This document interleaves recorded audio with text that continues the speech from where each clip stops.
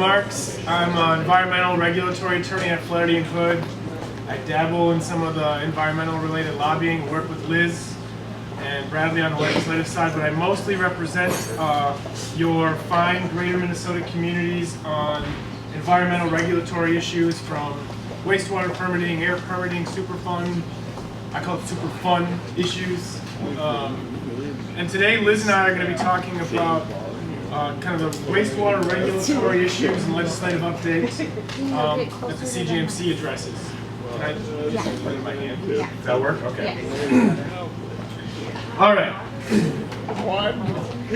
So, lots of people, including my wife, regularly ask me, what's wrong with my karma that a large portion of my professional life deals with the regulation and good public policy related to the processing and cleaning of human excrement. And this is how I respond. This shit matters. And it should matter to all of you. And the reason it should matter to all of you is because, one, this issue is essential for protecting human health and the environment and your residents. But two, if you don't get this wastewater permitting and public policy issues right, it can have tremendous negative and long-term impacts for your community's ability to grow, to be able to bring in new employers, and to be able to have a quality of life in your community that you want to be able to support for flourishing going forward. So I will repeat, this shit matters. Now, it matters so much that back in 2015, under the influence of the infinite wisdom of the board of the CGMC, you elected to create what we call the Environmental Action Fund, or the EAF. And this is the fund that's funded through a voluntary assessment that the CGMC created to really be able to proactively engage on these important environmental issues, particularly related to wastewater. To be able to have comprehensive legislative, legal, regulatory, and media strategies to address these issues. And the program goals of the EAF have historically and continue to be increased funding for flexible, grant programs. That's a perennial issue for us. Ensuring that the regulations that are imposed on your communities are science-based, that they're protecting human health and the environment, and that there's ways to flexibly and cost-effectively comply with those regulations. And then occasionally assist members that are getting jammed up by the state or a federal agency or being sued by an environmental advocacy organization in a precedent-setting case to ensure that those members' interests are protected and the larger interests of greater Minnesota communities are protected. And then to participate in media program and have a media and public relations program that helps communicate some of the nuances of these often complicated and really not very well known about issues related to wastewater, the infrastructure needs of your communities, etc. And I think really one of the key goals of the Environmental Action Fund and really the CGMC's environmental program is really making sure that you, the cities, have resources and you can prioritize those resources to help human health and the environment. And that you're not being forced to waste those resources unnecessarily when those resources can be put at solving other problems in your community and perhaps greater environmental problems that we face. So often the CGMC gets looked at from some outside observers as we're being anti-environment. And that's really never the case. We're always putting protection of human health and the environment first, but we want to do that in a way where we're not spending money needlessly and taking away from other priorities. So we're trying to do it practically and efficiently. So I often say to people who make those kind of claims, no, the cities are actually the real environmental advocates because they're implementing these regulations, they're figuring out ways to clean and protect the environment, and they're doing it while wearing multiple hats. And so that, I think, is one of the key goals of the Environmental Action Program. So I want to talk a little bit about some of the legal and regulatory program outcomes over the last year related to CGMC's efforts. One of the first big issues, many of you are aware we've been talking about this for several years, about efforts to regulate wastewater treatment facilities for phosphorus. Now, we've known for some time that PCA would move into regulating nitrogen, and they had told us, that probably in 2025 or so. Back in November of last year, they said, actually, we're going to start doing this year. Kind of caught us by surprise. There wasn't any public information about it. And because of the CGMC's effort to have that Environmental Action Fund to be proactive, we were able to quickly work with MESR, the Minnesota Environmental Science and Economic Review Board, and some other organizations to put together a proactive strategy to address this new regulation that PCA was going to be developing and imposing on communities. So what we did is we engaged, we got the CGMC board informed and involved, and we were able to engage a team of experts, national experts that work on these water quality development issues, and get them in our team. And we communicated to PCA that we're willing to work with you. We want to see the science and the evidence to support this so that we can review it and participate in the public comment process. We're engaging this peer review panel of experts to look at this issue for us. PCA informed us that there's some studies out there that's driving this that were done by the federal government. So we asked for those from the federal government. We couldn't find them. So we had to file a Freedom of Information Act request to US EPA to get those studies so that we could give our peer review panel the information they needed to be able to participate in the regulatory process and review and comment on the regulations. And then we advocated and we drove the message home with PCA that with respect to nitrogen, point sources or cities or wastewater treatment facilities make up only 8% of the entire pollution pie for the state of Minnesota. Does it make sense to go through this huge regulatory effort and impose mandatory requirements on these facilities, which will impose infrastructure changes to address 8% of the problem, when you have the discretion to not do that in this case? There was nothing requiring them to develop this new standard. Nobody disagrees that nitrate can be an issue, and nitrogen can be an issue, but it's about how are we going to regulate, and can we do it smart so that we're not spending lots of money to deal with 8% of the problem. And PCA heard us.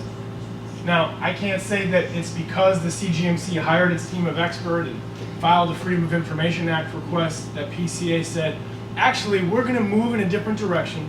We're not going to move forward with this regulatory approach at this time.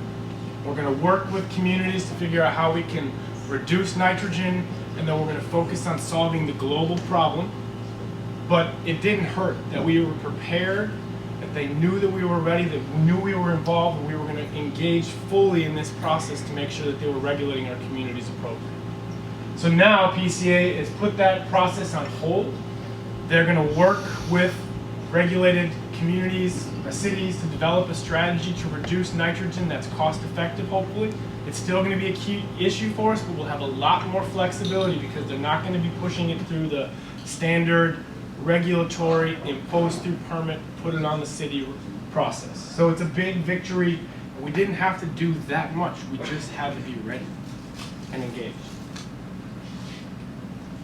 Another big issue that your communities are facing, and you've heard about this probably at most conferences on environmental issues, is with respect to PFAS, per and polyfluorinated alkyl substances, these forever chemicals that are in all of our blood right now. Right? It's everywhere. One of the key issues that we've been working with the PCA on is how do we address this in terms of wastewater treatment? Because wastewater treatment does not produce or contribute to this problem. They just pass right through us, and there's no treatment methods that we have available to us in terms of existing technology to treat for this. So what do? We pushed PCA to work with us to develop a monitoring program and a municipal stakeholder process and strategy to really look at reducing the sources of this stuff into the environment. What's coming to us, where is it coming from, rather than kind of a top-down mandatory regulatory approach. And one of the key concerns or drivers here is that both the state and the federal government are pursuing avenues where they want to treat this type of chemicals as Superfund regulated. And so if it passes through your facility, your point source, you could be left on the hook as having a release for one of these chemicals and potentially liable for environmental damages and things like that. So it's a very sticky issue. And so we wanted to work proactively with the PCA to look at where these chemicals are coming from, how they're getting to our facilities, without also, taking mandatory requirements in our permits that could subject us to potential liability under Superfund laws, etc. And so we worked to develop a PFAS monitoring approach with PCA where we can do the right thing and help collect data. But instead of collecting data as requirements in our permit of what's coming out of our pipe, we're developing strategies about how to collect the data upstream so we can see what's coming to us and where it's coming from. So that if we identify hot spots of where these chemicals are coming from, we can identify where it's coming from and take actions to address it. We also asked for the state to help pay for this monitoring, which there was legislative efforts Liz will talk about to try to get that. That didn't ultimately happen. And we asked that this be a voluntary program. And with the state, it really came out to be more what Liz will call voluntold. But the key issue is that it's not a mandatory requirement in NPDES permits. It's going to be done through a memorandum of understanding. PCA said, if you don't agree to do it, we'll make you do it. But having it outside of the permit, upstream of your facility rather than what's coming out of your pipe, is a much better and more intelligent way to do this. And it's necessary information to ensure that we're protecting human health and the environment. So that's another big issue. It took a lot of work to get PCA there. Other states around the country, they're going directly to regulatory approaches. And we were able to work with PCA to say the issue here is where this is coming from. It's not us. Let's attack the problem.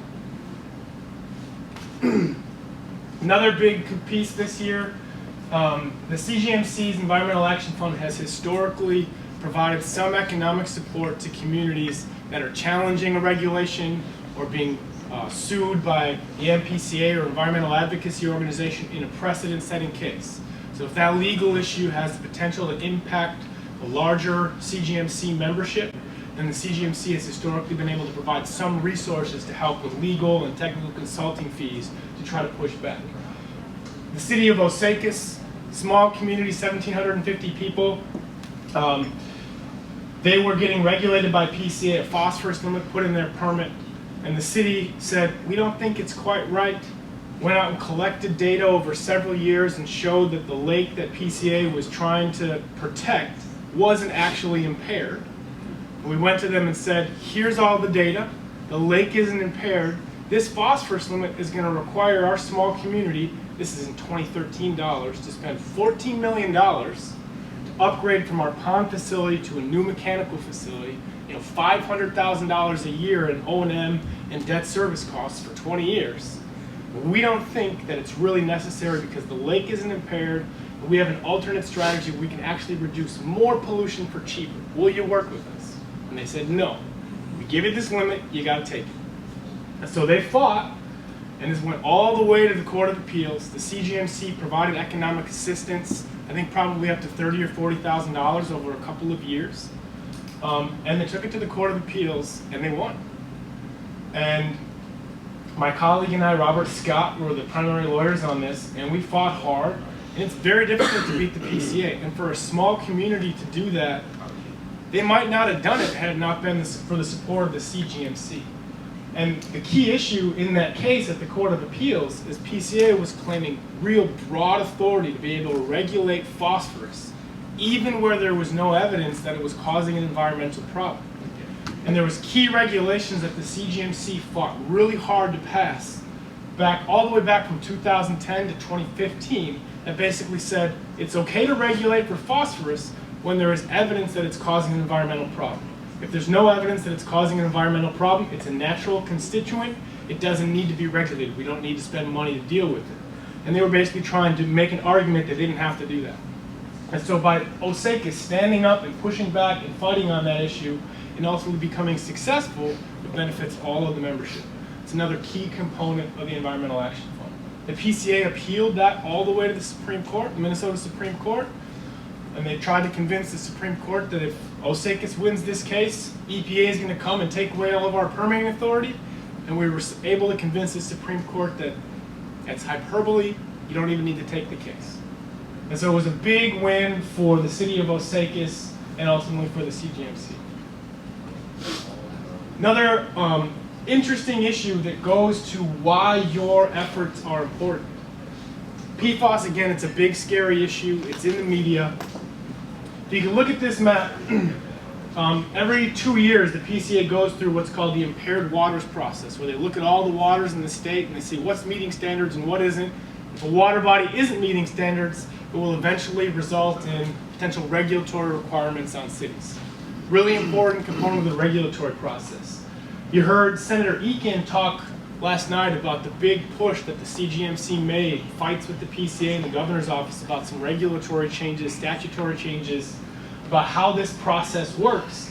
And one of the things that ultimately came out of that legislation that was passed in 2018 was that the CGMC passed legislation that said when PCA is making these impairment decisions, they have to use the best available science.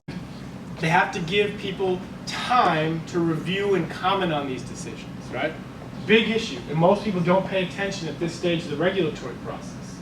So this year, when they came out with this impaired waters process, it was the first time when they had impaired waters for PFAS, these scary chemicals in greater Minnesota. You look at who showed up in all the press releases. You know, this was front page, NPR, Star Tribune. This picture was in all the media, Lake Winona and Alexandria with the big red star.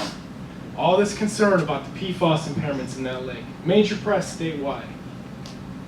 The director of their sanitary district, I called him up when I saw this and I said, hopefully they gave you a heads up this was coming.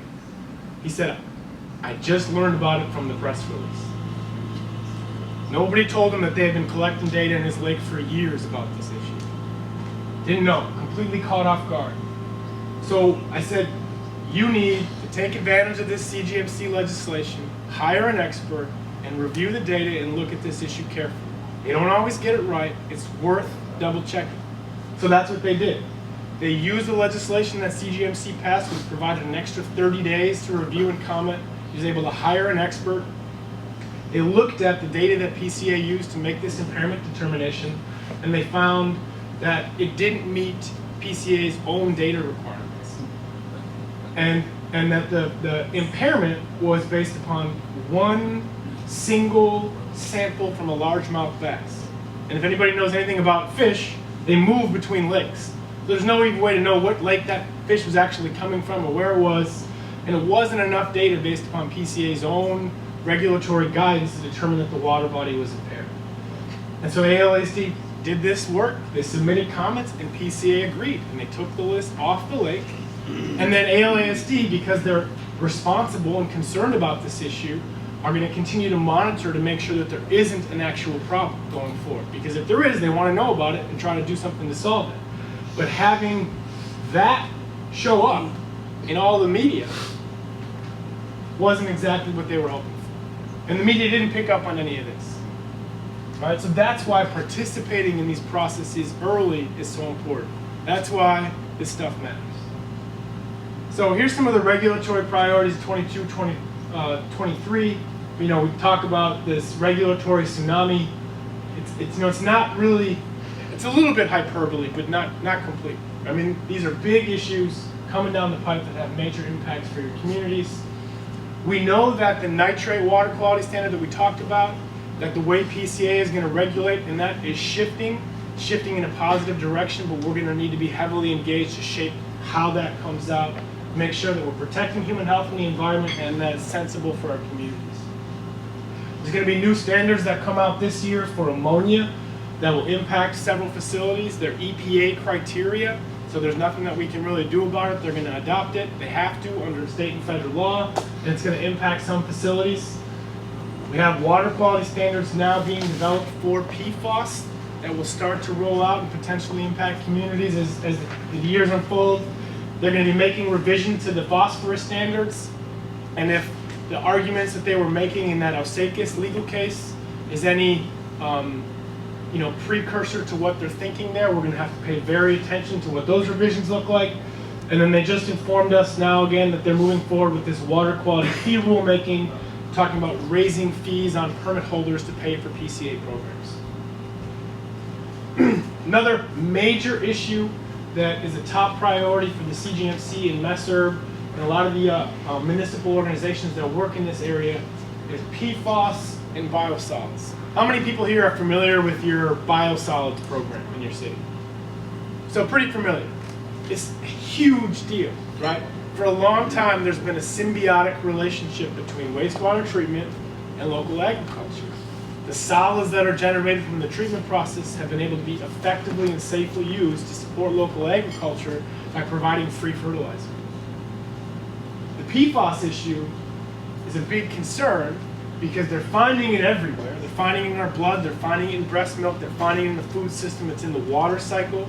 And there have been a few cases around the country where they have linked really scary contaminant issues to major pollution that happens upstream of a wastewater treatment facility, and then that pollution gets collected in their biosolids and then get applied to land. There's been 2 or 3 cases around the country where that's happened. Very rare, but it's scary when it happens. And what we want to make sure is that in this state, that as they address this issue, they're addressing it from a sensible perspective, ensuring that we're protecting against these worst case scenarios, which is why we're doing that monitoring program. But we're not just immediately banning this when there's no need to do so.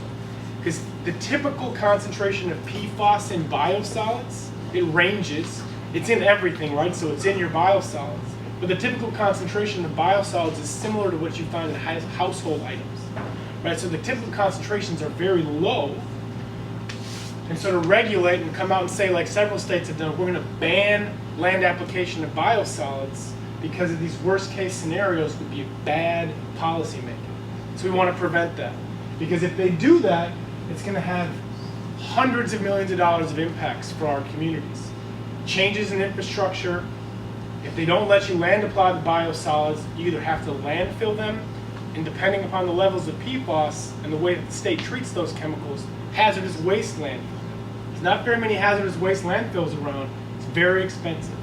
And so we want to make sure that we can communicate to the public about the actual risks here, that we're doing what we need to do to ensure that we're protecting human health and the environment, but that state and federal government are regulating from a place of science-based, proactive regulation, not out of fear, right? And making bad policy decisions. So that's a key priority for us this next year. A couple of other issues. You've heard about the wild rice sulfate and chloride issues. These are salty parameters. Wild rice sulfate is an interesting one because PCA had a standard that it adopted in the 60s that it tried to change. PCA determined that its own standard wasn't scientifically defensible, was based upon outdated science. They tried to change it. It got rejected by an administrative law judge. And so PCA has this standard on the books that they acknowledge is wrong, but that EPA is saying it's the standard on the books, you have to enforce it.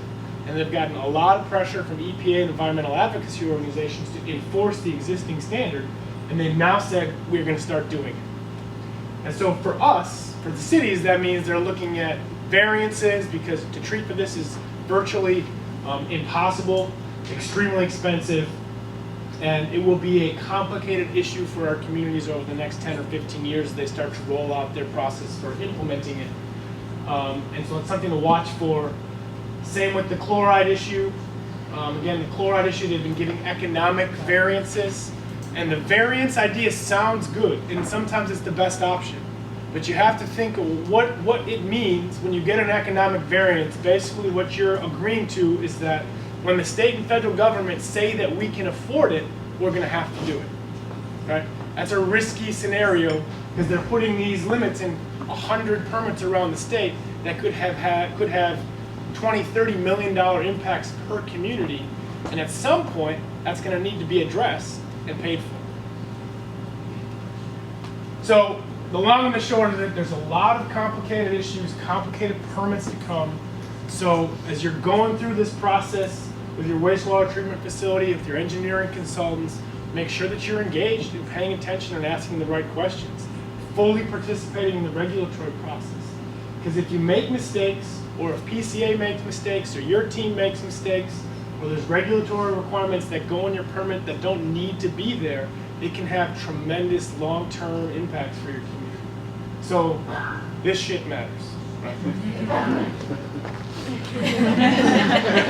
Not saying that we're the bridge over troubled waters, but I'll pass it on to my colleague Liz.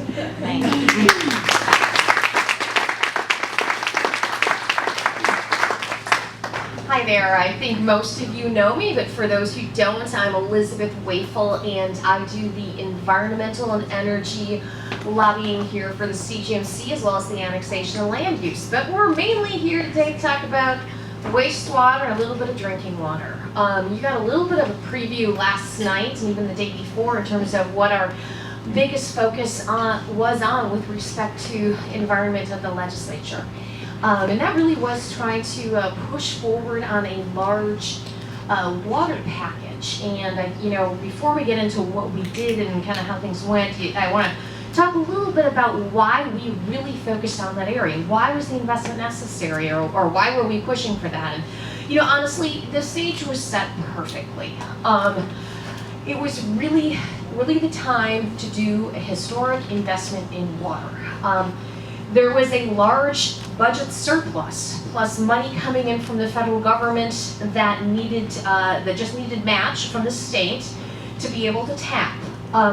The estimated need is significant. If you look at the official reports from the Minnesota Pollution Control Agency and the Department of Health, they have to estimate every 2 years, what are we looking at for costs over the next 20 years. And they were estimating $12.3 billion for drinking water and wastewater system upgrades. And I would honestly argue that that number underestimates how much is needed, and I'd say that for 2 reasons. I think the first reason is that I think it's really hard for people to estimate out more than 2 to 3 years what their needs are. I mean, if you're going to be having a new limit in your permit 5 years down the road, you're not going to know that now. So I think it's underestimated, but what we're also seeing, as I'm sure Craig Clark there in the back could tell you, or Karen Foreman over in Mankato, costs are escalating on wastewater construction. It's a big deal in a lot of places. And it's happening for a number of different reasons. Wastewater and sewer systems, quite frankly, are at the end of their life. Again, go talk to Craig about some of those pieces of a system that may be close to 100 years old. So there's definitely some aging infrastructure, but we're also seeing, as Daniel explained, we've got new and updated regulations that are driving cost. And again, our cities are good citizens. They're going to do what needs to be done, but we need the help from the state to do so, because these are projects that are much larger than any of our communities can handle by themselves. So that's why we made this really big push, working with our partners whom you met last night from Conservation Minnesota, from the 49ers, from LIUNA, and from the Association of General Contractors on a historic push for water investment.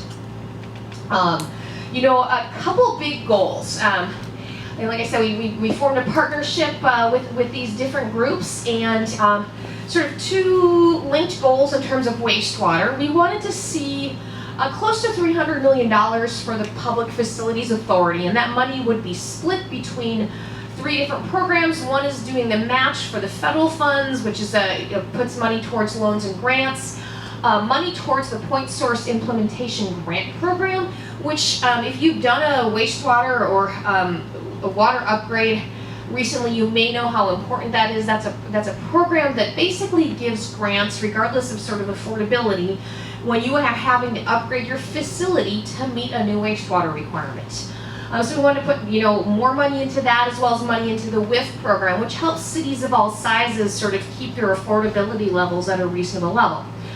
But given what we were seeing with a large sort of state surplus, we also thought it's really important that we don't have to come back and beg every single session to get money. We know that we're going to be getting new requirements. I mean, again, we've got our cities right now who are facing new phosphorus requirements. We're going to be seeing more. So it's really important that we have ongoing funds for that. So we proposed putting ongoing funds into the Point Source program, as well as money towards technical assistance funding, so our cities could be in a better position to sort of plan and think through these issues for the future. And things started off pretty well. We got a hearing right away in the House on our bill. Early reception from legislators in both parties was really positive. We did press conferences. Some media also received very received very positively. But then, sort of mid-session, and as we're getting more towards May, it started looking a little trickier. The Senate, for whatever reason, decided not to hold hearings on any individual bills, which was frustrating. I think more frustrating was that the House heard multiple bills that would interfere with the ability to access PFA funds. And these were, honestly, a real serious threat to a lot of the PFA program. And so during April and May, I had to spend a lot of time pushing back against really dumb ideas instead of really focusing on the fact that we needed more money for our programs. But at the end of the day, neither body rolled out a bonding bill before the legislature adjourned. So a lot of effort, but that sort of frustrating end meant nothing happened. Next thing we worked on, again, you may have heard about this a little bit last night, but lead pipes. And hopefully by now all of you know that all of our cities are being required across the United States, it's not just a Minnesota thing, you have to inventory your lead pipes by October 2024. So that's one of the main reasons we're concerned about it, but obviously, lead was a big deal long before PFAS, and there is no safe level of lead exposure in drinking water, especially for the kids. And so our goal was a couple things in our legislation that we worked with our partners on, and one of the goals is that we want to map and replace all lead service lines by 2032. Now that's ambitious, and that's assuming that the state would actually step forward and help pay for it. So to try and get that done, we proposed $30 million to sort of supplement what the federal government is providing on replacement, as well as money for inventory and mapping grants. I think Mayor Coates spoke about this a little bit yesterday. It's not easy, especially if you've got a city with, an older city without a lot of records, figuring out where all of those are, but it's really important. So we started seeing some of that. The House did include money for both replacement and inventory in their HHS bill, because it's Department of Health, it's in a different bill than the environment, but that was one of those conference committees. They didn't finish their work, so we weren't able to see any of that. And this issue is not going away. 2024 is 2 years away. We need that assistance now. PFAS, again, cannot stop talking about the per and polyfluoroalkyl substances. One of the things I was worried, I think, Daniel mentioned, we're very worried that they are going to try and take a Superfund approach to PFAS regulation, and I spent a lot of time on this in 2021. Thankfully, it didn't pop up at the legislature this session, at least, at a state level. The other thing that we worked on there was, last year we spent a lot of time getting the stakeholder group approved to sort of work on the PFAS source reduction strategies. And, we met several times, provided input into the request for proposals so that they could hire a consultant to help put together, tools and whatnot for our cities to try and reduce PFAS at the source so that it never hits your wastewater. So that's an ongoing process. I think I have another meeting with the stakeholder group later this summer. And then monitoring, again, I don't want to repeat too much of what Daniel said, but the MPCA unveiled its program, which is, I like to say, kind of voluntold a lot of cities that you'll be monitoring some PFAS. So we thought it was really important to put money towards that actual testing. Because I think at the end of the day, you probably do want to know if there's a PFAS going into your water, but it's expensive to test. They're very sort of, I would call them finicky. And sort of even, honestly, the idea came from the MPCA itself. The best idea would be to, hire an outside consultant to do all of the testing rather than having individual wastewater operators trying to figure out these very finicky tests. And so we worked with other city groups to push for this funding. The House did include some source reduction funds in their omnibus bill, but it didn't make it into the conference committee report. Honestly, one of the challenges there is that the Senate is opposed to sending any new money to the MPCA, even money that would sort of go to an outside group. And so it becomes a little bit of a struggle for us, because that is money that actually would be really helpful. But again, at the end of the day, when you don't have an environmental conference committee pass off the floor, none of it matters. So what's next? PFAS. As I mentioned, I'm going to continue working with the source reduction strategy. We're going to seek funding for monitoring, and I will be watching at the legislature, depending upon who's in charge. Sometimes there are efforts to put premature regulations on this and whatnot, so it's something we'll be actively engaged on. Infrastructure funding, we're going to continue to push for a bonding bill. and try to seek inclusion for some of these funds in the state budget. And then with lead, we're going to continue to push for money for that inventory and replacement funds. Anybody have any questions? Nothing like talk about wastewater on a Friday morning.